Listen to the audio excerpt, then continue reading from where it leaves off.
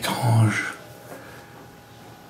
Le voisin est en train de s'énerver avec sa femme ou son fils. C'est une question d'éducation. Et aussi les problèmes de société, dans la société dans laquelle on vit. Souvent, c'est vrai, le travail nous pousse à devenir des abrutis, des êtres totalement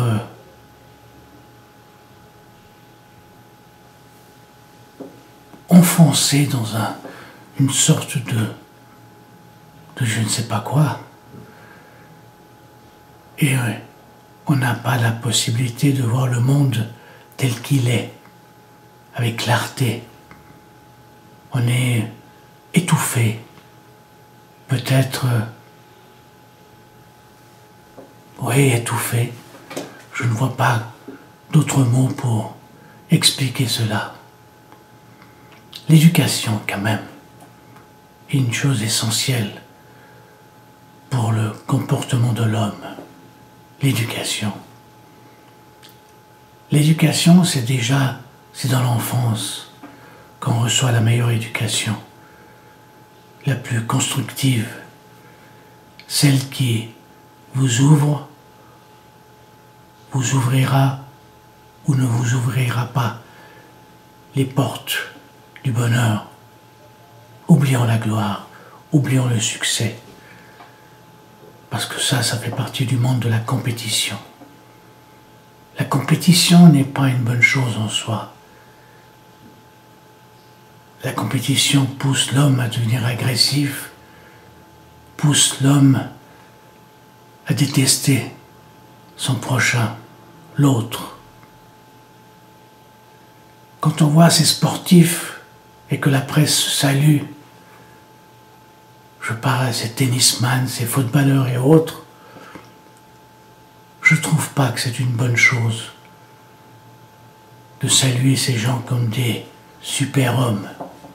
Au contraire, ce sont des gens qui sont trop axés sur eux-mêmes. La réussite de soi. Non, la réussite de soi, elle est valable lorsque on réussit pour les autres, en faisant quelque chose pour les autres, et non uniquement pour soi.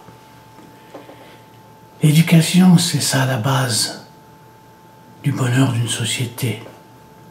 Bien que le bonheur est toujours inatteignable, impossible à atteindre, mais c'est grâce à l'éducation, déjà dans son enfance, quand on va permettre d'améliorer une société, d'enrichir notre société. C'est lorsque le père et la mère donnent une bonne éducation. Mais qu'est-ce que c'est la bonne éducation? Ce n'est pas des dictates comme on reçoit à l'école. À l'école, ce n'est pas une bonne éducation. On vous pousse à avaler les âneries du monde, à enregistrer bestialement les connaissances, des fois utiles, très utiles, mais on ne vous montre pas comment faire pour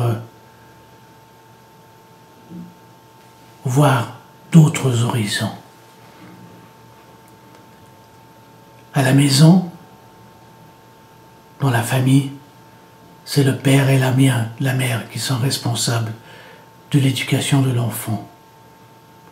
Un père doit dire à son fils, voilà, il y a un chemin, un deuxième chemin et peut-être un troisième chemin.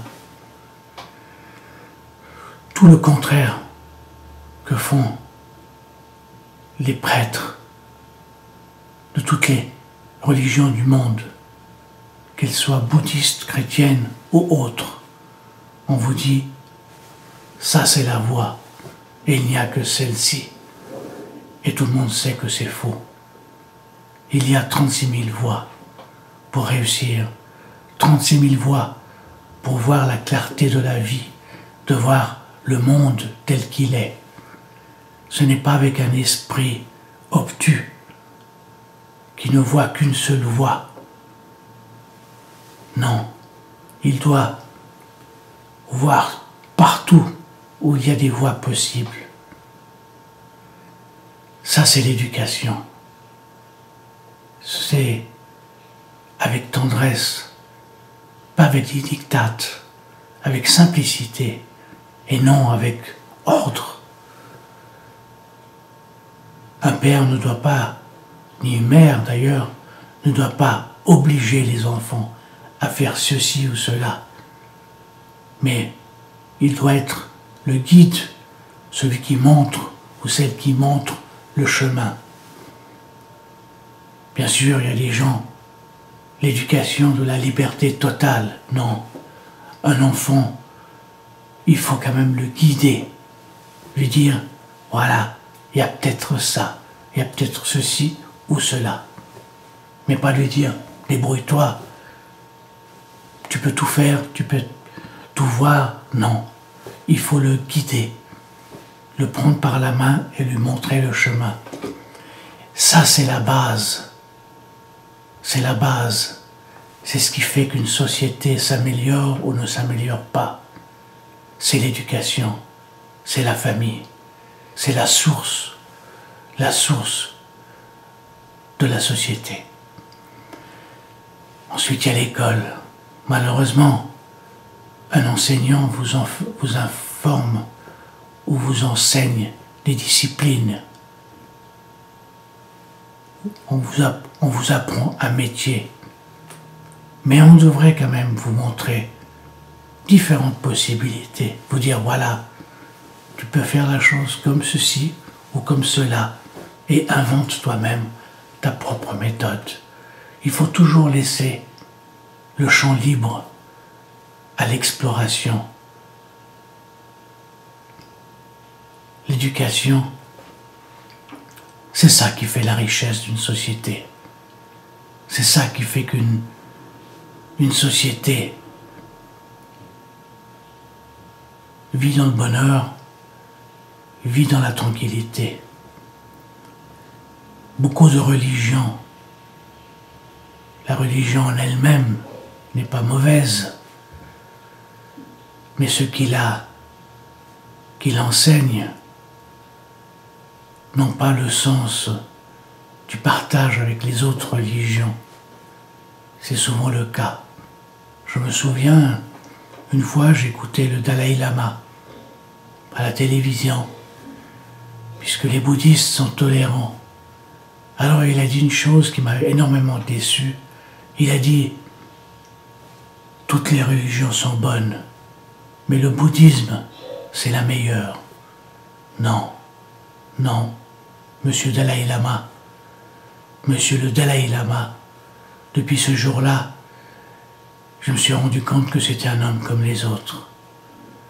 Et il n'est pas plus saint que moi-même.